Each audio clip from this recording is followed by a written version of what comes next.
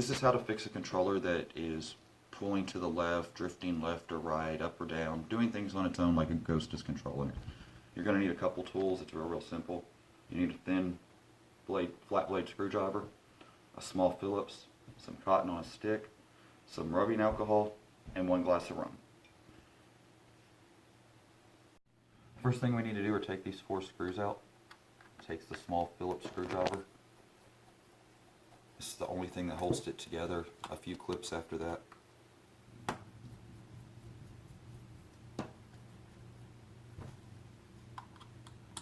Almost there. And 1 more. Once you have the screws out, there's clips that hold it all along here. Clips along here. You start at the bottom and pry up. And as you pry it open, you'll start popping the clips. Then you have to put a little pressure on it, and it'll snap apart. And when you first take it apart, you have to watch it. Battery may be loose, but there's a ribbon in here. This ribbon right here, you want to pull it up, just slide it out. Grab a hold of it near the connector and pull it out. And you're free. And then you set that to the side. Then we'll get the battery out of the way. Same thing, this little connector here. You just don't pull on the wires. You want to pinch on the connector itself. Little wiggle back and forth until it comes out. There we go. Once you get the battery out, you want to inspect the battery. It should be flat and smooth. If it looks bulged up like this, that's a bad battery. You're going to want to replace it, so either buy a new battery or find one out of a broken controller.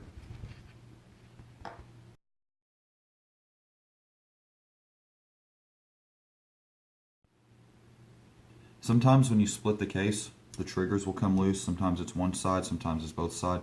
There's a small spring right here, and then the 2 clips that lock onto right here. You just want to start it backwards, make sure the spring is inside the trigger, and then push it down like so and roll it forward, and then your trigger's reattached. Look at both sides, make sure they're locked into where they're supposed to be. Next thing is the battery tray. Some of them are laid in here, some of them have this small little clip right here that releases them. Push down on it, release everything out of there. The next thing, to get the circuit board out, we have one small screw that holds it all together. We'll release this screw. It's a Phillips head, just like the other 4. Once it's out, it's right here. Now we will take the circuit board out. You have to be careful when you lift the circuit board. You want to remove the ribbon first. It's a small little blue tab. Just get a hold of the little clip and pull it out. Then you have your wires on your motors here. You don't want to break those. We're going to leave the motors in. So now you push up on your joysticks. Now watch this ribbon here, because sometimes it gets caught sideways and you'll rip it out. You want to make sure it slides down through the frame, and then the whole controller comes out. And now you have this part separated. You set it to the side. The next part of taking this apart is these joysticks. They pop right off. Don't take much pressure, just pull. They come off. Inspect them. You can see if they're damaged. If they are, you can replace it with parts you have from a broken controller. Take both joysticks off. Now we're going to release the circuit board from the frame here. There's 2 clips. There's one here that you push it back and lift up, and there's one on this side. Push it back and lift up.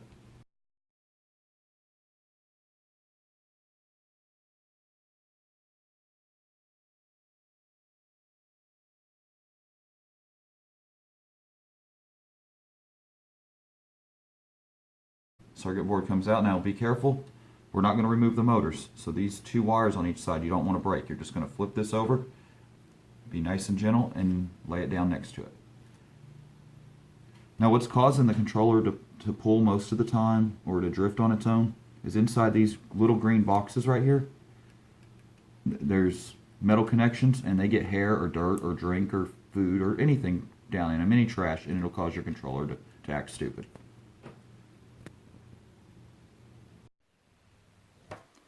This little green tray here is clipped in.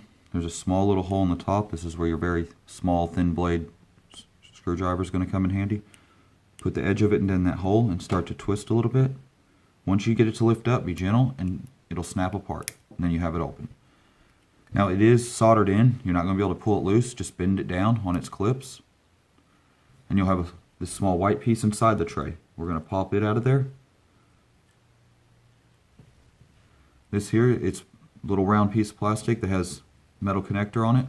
Look over this, make sure there's no trash or food on it, make sure it's not broke.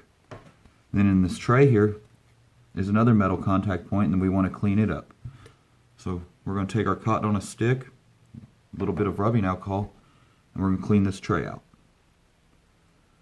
And then afterwards you check it, make sure there's no hair, no lint, you don't want any trash at all in there, and let the alcohol evaporate.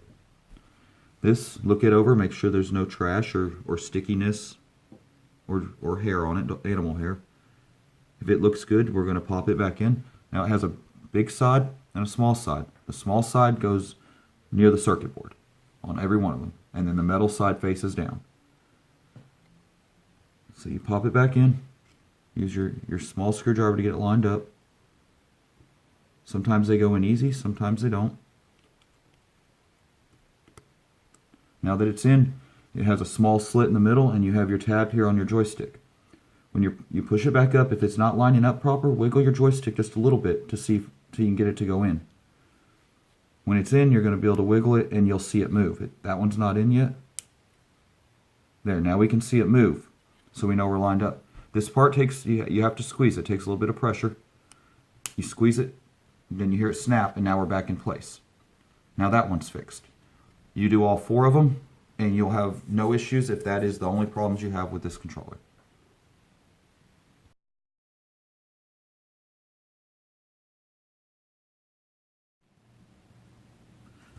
Now it's time to put it back together. We got everything cleaned up, everything's all snapped back together, everything's working, nothing's getting stuck.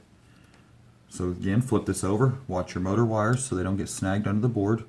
We have to line up these holes on some tabs and then lock it back in on the clips that were released earlier. Don't force it. If it doesn't look lined up, it's probably not right. When everything's in place, it just slides together. Now we're locked in. Turn it over. We're going to put our joysticks on. If you don't have any extra and one side is more damaged than the other side, you can just turn it around and attach it 180.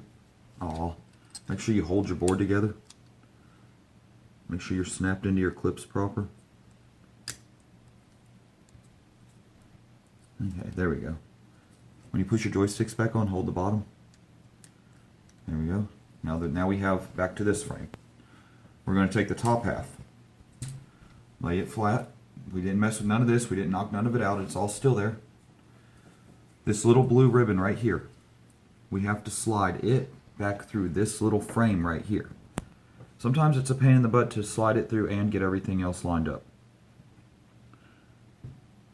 Let's see. Because we have to get our joysticks through, so we have to pick the frame up because they're going to be sticking out the bottom. And while you're doing that, everything wants to fall through and your ribbon won't want to go through. See, just like that, our ribbon didn't go through. Pull this frame back out just a little bit.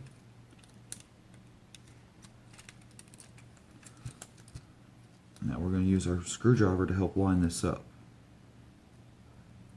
So we slide in the back first, take our screwdriver, kind of line it up in the hole. You can look down through the top and see that it's coming through right there. When you see it pull through, you can pull it out like so. Now we have our circuit board in. Make sure you pick it up off the table because the joysticks are going to push it out of the frame. We take our small black screw we had, and we're gonna lock the circuit board back down into this frame, the top of the frame.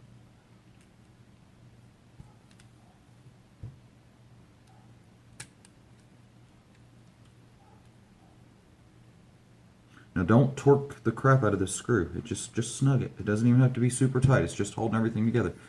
Flip it over. Make sure your joysticks look proper. Make sure all your buttons work. Make sure your triggers work. Make sure L3 and R3 work. Everything seems to be working. We're going to take this ribbon. Now, the blue part you can hang on to one side of it. And then you slide it, like if you look here, that's a tiny little slit you have to slide it in.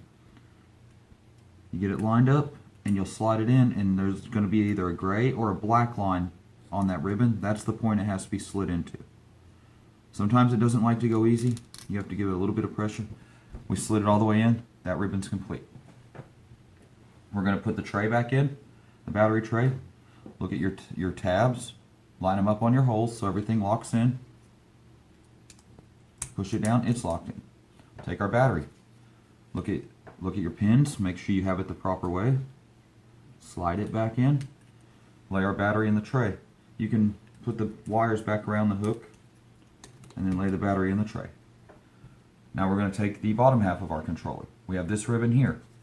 This one's it's a little bit of pain in the butt. You have to hold the controller and everything at a weird position, but it's the same thing. You grab the little blue tab, you hang on to it, and you slide it in. You slide it into the black line. Make sure you're sliding in the proper side that has the metal pins.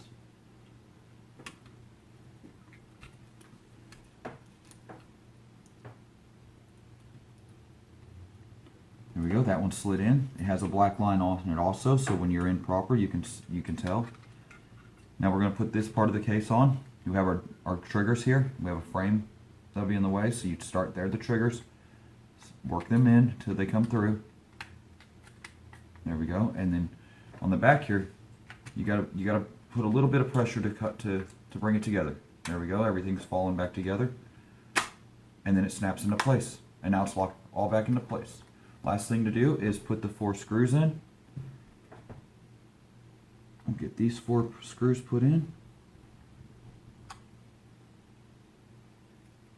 and then once we have this done,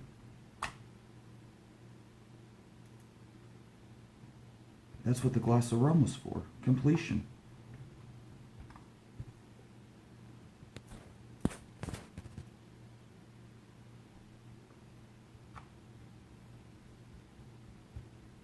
Now you take a drink of your glass of rum,